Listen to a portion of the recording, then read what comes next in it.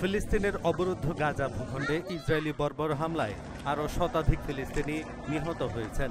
এতে করে উপত্যকাটিতে নিহতের মোট সংখ্যা ছাড়িয়ে গেছে 37,550।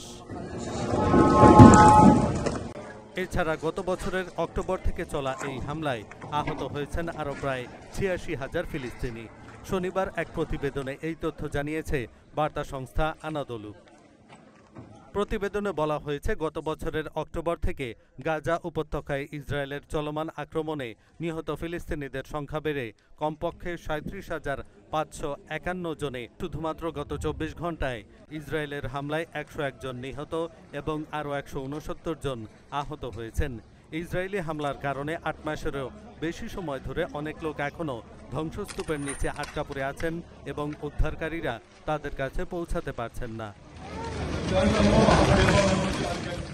মূলত গাজায় অবিলম্বে যুদ্ধবিরতির দাবি জানিয়ে জাতিসংঘের নিরাপত্তা পরিষদের প্রস্তাব সত্ত্বেও ইসরায়েল অবরুদ্ধ এই ভূখণ্ডে তার নৃশংস আক্রমণ অব্যাহত রেখেছে। গত 7 অক্টোবর হামাসের নজিরবিহীন আন্তঃসীমান্ত হামলার পর থেকে ইসরায়েল গাজা উপত্যকায় অবিরাম বিমান ও স্থল হামলা চালিয়ে যাচ্ছে। ইসরায়েলি এই হামলায় হাসপাতাল, স্কুল, শরণার্থী শিবির, মসজিদ, গির্জাসহ হাজার হাজার ভবন ক্ষতিগ্রস্ত বা ধ্বংস হয়ে গেছে। এছাড়া অবরুদ্ধ এই ভূখণ্ডের 60% অবকাঠামো ক্ষতিগ্রস্ত বা ধ্বংস হয়ে গেছে।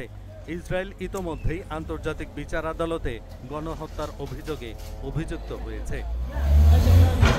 এহসানুল হক, ঢাকা পোস্ট।